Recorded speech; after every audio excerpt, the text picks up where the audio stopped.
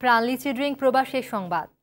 Saudi আরবের দাম্মাম প্রতিনিধি Abdul Majid Sujan, Medina প্রতিনিধি মুসা জলিল ও কাতার প্রতিনিধি ইএম আকাশের পাঠানো তথ্য ছবিতে প্রবাসী সংবাদ জানাচ্ছেন ইমরুল হাসান। শেখ হাসিনাকে আবার আওয়ামী লীগ সভাপতি ও ওবায়দুল কাদেরকে সাধারণ সম্পাদক করাই কাউন্সিলরদের শুভেচ্ছা ও অভিনন্দন জানিয়েছে বঙ্গবন্ধু ফাউন্ডেশন দাম্মাম কেন্দ্রীয় কমিটি।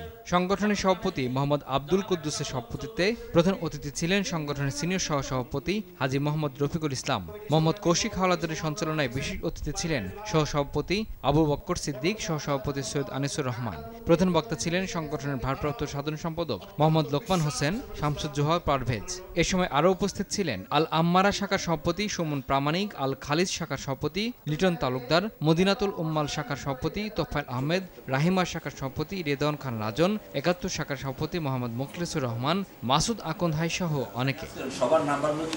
শরীয়তপুর ৩ আসনের সংসদ সদস্য নাহিম রাজ্জাকের সাথে মত বিনিময় করেছেন মদিনায় অবস্থানরত শরীয়ত প্রবাসীরা। মদিনায় বঙ্গবন্ধু পরিষদের সহ সাংগঠনিক সম্পাদক মোহাম্মদ রাসেল খান ও সহ সাধারণ সম্পাদক মোহাম্মদ লিটনের যৌথ সঞ্চালনায় অনুষ্ঠানে বঙ্গবন্ধু পরিষদের সভাপতি মুসা আব্দুল জলিল। এতে প্রধান অতিথি ছিলেন এমপি নাহিম রাজ্জাক। বিশেষ অতিথি ছিলেন খাজা গ্রুপের কর্ণধার খাজা মুজিবুল হক ও ফাহিম রাজ্জাক। এ সময় আরও উপস্থিত ছিলেন সাংসদের মা, তার স্ত্রী ও ছোট ভাই ফাহিম রাজ্জাক।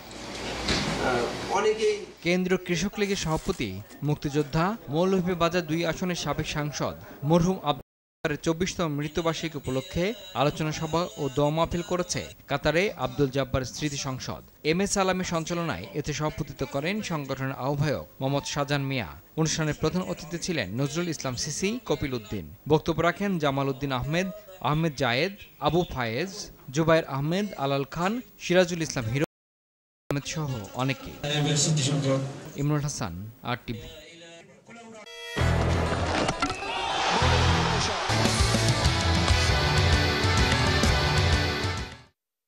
রবি ক্রিকেট নিউজ।